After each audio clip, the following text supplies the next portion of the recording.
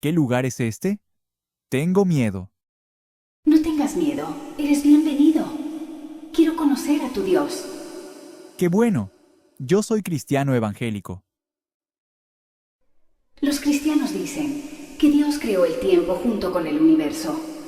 Eso implica que antes de la creación no existía el tiempo. Si no había tiempo, no había un antes ni un después, ni momentos.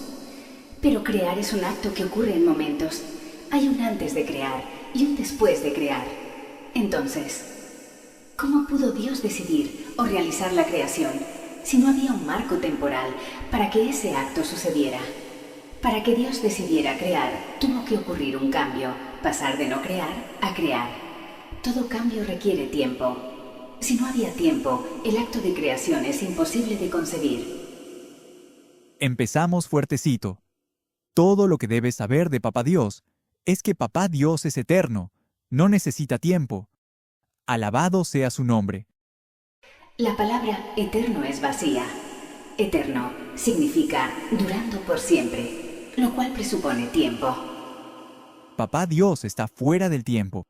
Tú estás afirmando que Dios no experimenta el tiempo, entonces no puede hacer nada nuevo. No hubo esa transición de no crear a crear. La misma Biblia tiene versículos que indican que Dios experimenta el tiempo como cualquier mortal. Éxodo 32, versículo 14. Jehová se arrepintió del mal que dijo que había de hacer a su pueblo. Génesis 6. Se arrepintió Jehová de haber hecho al hombre en la tierra. El arrepentimiento requiere un antes y un después. Primero hace algo y luego se arrepiente. Eso implica tiempo. Así como estos versículos hay muchos. Dios espera momentos concretos. Dios hace promesas que necesitan tiempo para cumplirse. Dios planifica cosas futuras. Dios descansa después de crear. Todo muy contradictorio a la idea de un Dios que está fuera del tiempo. Es más, el Dios de la Biblia no controla su propio tiempo. Está sometido a una secuencia temporal. ¿Dios no experimenta el tiempo? Papá Dios experimenta el tiempo de forma distinta a los seres humanos. 2 de Pedro, capítulo 3, versículos 8. Para Dios un día es como 1000 años, y 1000 años como un día. Pecadora ignorante de la palabra. No respondiste a mi argumento. Lo esquivas afirmando que Dios experimenta su propio tiempo. Pero aún así, Dios experimenta el tiempo, sigue sometido al tiempo, entonces no es un ser absoluto, ni todopoderoso. Dios está dentro del tiempo, no afuera, ni tiene el control total. Papá Dios tiene el control del tiempo. Daniel 2, versículo 21. Hechos 1, versículo 7. Y muchos más. Claro que sí. También hay muchos versículos donde Dios tiene el control del tiempo, pero no el control total. Dios sigue sometido al tiempo, así como cualquier mortal que tiene y no tiene control de su tiempo. El Dios de la Biblia es como un rey que dicta el calendario de su reino, pero no puede detener el ocaso que se acerca a su propio trono. Controla los relojes de los hombres, pero el suyo sigue avanzando sin que pueda frenarlo. No es el Señor del tiempo, es su prisionero más ilustre. ¡Qué blasfemia más grande! Tengo amigos policías y fiscales cristianos. Te voy a denunciar. Con Papá Dios nadie se mete.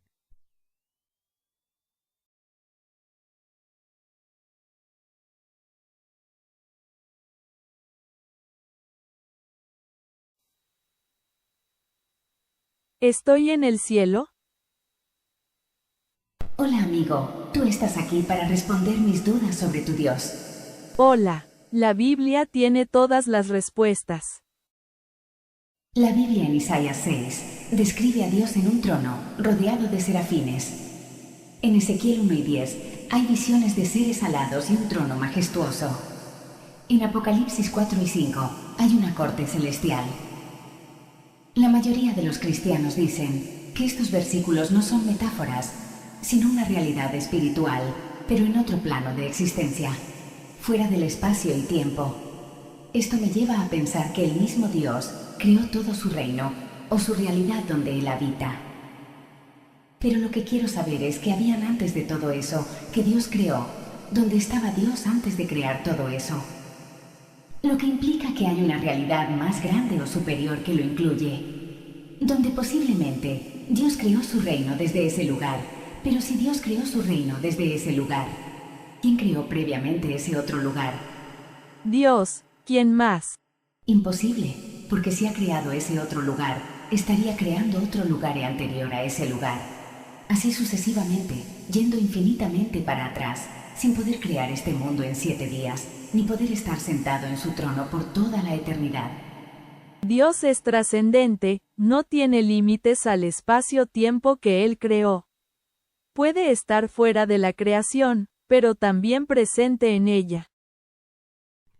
Si dices que Dios está fuera y dentro a la vez, ¿cómo puede estar dentro de algo que aún no existe hasta que Dios lo haya creado? Es como querer estar dentro de una casa que todavía no ha sido construida. Veamos una analogía: un autor existe fuera de su novela, pero también puede meterse en ella como personaje. Dios creó la historia, pero también puede aparecer en ella. Tu analogía falla. El autor necesita un plano material, necesita su propio universo para existir y escribir. Si Dios necesita otro plano para escribir la realidad, entonces no es el origen absoluto. Esto refuerza mi argumento del Dios que infinitamente crea su realidad, tanto que al final nunca logra crear su propio reino ni este mundo. Además, el autor de tu analogía no crea desde la nada. Necesita papel, tinta, un cerebro. Está condicionado por la realidad.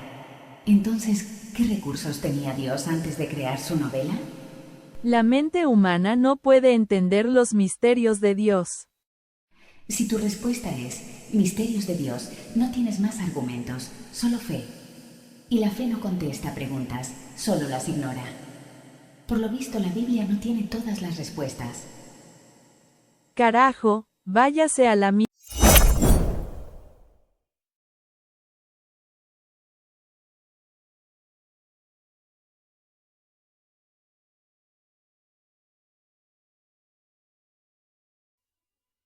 Saludos. Quiero que me ayudes a entender a tu Dios. Hola, quien quiera que seas. Voy a la iglesia porque mi novia y yo tenemos amigos ahí. ¿Te puedo ayudar?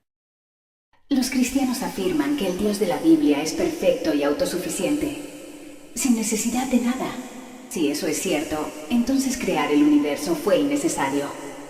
Crear implica que Dios quiso algo que no tenía antes. Fue como un deseo, o una carencia o una voluntad de cambio. Un ser perfecto no debería tener deseos ni carencias, porque eso mostraría que le falta algo o necesita algo. Yo creo que el motivo principal de su creación fue el amor de Dios a nosotros. En Juan lo dice: de tal manera amó Dios al mundo que sacrificó a su Hijo. Dios es un ser de amor infinito, es el alfa y el omega. Pero el amor implica relación y entrega. ¿Cómo puede existir el amor en soledad eterna antes de los humanos y los ángeles? Eso sugiere que Dios necesitaba un objeto de amor, así como la gente que vive sola y cría mascotas, lo cual lo hace dependiente de su creación. Veamos ejemplos de ese sentimiento tan humano que es la necesidad de ser amado y quienes lo necesitan. Que al parecer tu Dios también lo experimenta, aun siendo un Dios. Las personas con baja autoestima buscan validación externa porque no se sienten valiosas por sí mismas. Personas solitarias o aisladas necesitan y buscan tener una conexión, ya que ellos carecen de vínculos. Personas heridas o rechazadas buscan compensar su vacío emocional con amor. Personas inseguras dependen del afecto de otros para sostener su identidad y confianza. Personas en duelo o pérdida. Personas dependientes emocionales no conciben su vida sin afecto externo. Sienten que su existencia carece de sentido sin alguien que los ame. Para ser sincero, yo no entiendo muy bien a Dios. ¿Tengo dudas de su existencia? Te dije un secreto que lo tengo escondido. Eres honesto y humilde en un mundo de arrogantes y prepotentes. El no saber no es algo malo. Ser agnóstico es totalmente razonable e inteligente. El mundo está lleno de gente buena y mala. Estos últimos hacen que el mundo sea un lugar feo. Esto siempre ha sido así, por más que la gente le pida a Dios por un cambio. Hace tiempo tuve una charla con una especie muy salvaje. Se hacen llamar Musul y luego Manes. Estos, al igual que otros llamados judíos, tienen el potencial de destruirse entre ellos. Ninguno de estos dos son buenos. Pero ambos bandos son apoyados por otras ideologías y religiones, muy contradictorias a lo que están apoyando, como si una vaca repartiera afiches para un restaurante de carne asada. Así como el Dios bíblico es incomprensible, así son las personas. Veamos cómo se va este razonamiento. Si Dios es perfecto, no necesita crear. Si Dios necesitó crear, entonces no era perfecto. Y si no creó por necesidad, sino arbitrariamente, entonces su acto fue gratuito y sin sentido. El Dios que dice ser perfecto levantó un universo para que lo miren, como el solitario que inventa conversaciones para no hablar con el vacío. Creó ángeles para que lo alaben, como el inseguro que necesita aplausos para recordar quién es. Pidió amor de sus criaturas, como el herido que suplica caricias para olvidar su llaga. Un Dios que necesita ser amado no es distinto de un hombre miserable. Es solo la sombra de su propia soledad hecha cosmos. Eso fue genial.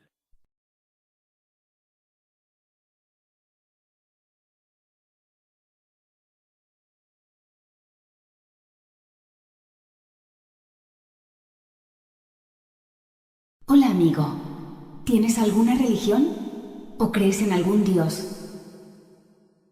Hola. Claro que sí, soy adventista, pero Dios Jehová no es una creencia o una religión, es una relación personal de crecimiento espiritual, mediante su comunicación con el humano, mediante la Biblia, la cual revela la sabiduría de Dios. Cada vez que tengo una charla o un debate con un cristiano, no obtengo respuestas a mis preguntas. A lo mucho que llegan es a frustrarse o enojarse. ¿Qué cosas preguntas? Si Dios creó el tiempo, tuvo que hacerlo en un momento. Pero sin tiempo no hay momentos. Entonces, ¿cuándo creó el tiempo? Si Dios creó el espacio, ¿dónde estaba antes de crearlo? Si estaba en algún lugar, ese lugar ya existía. Entonces no creó todo.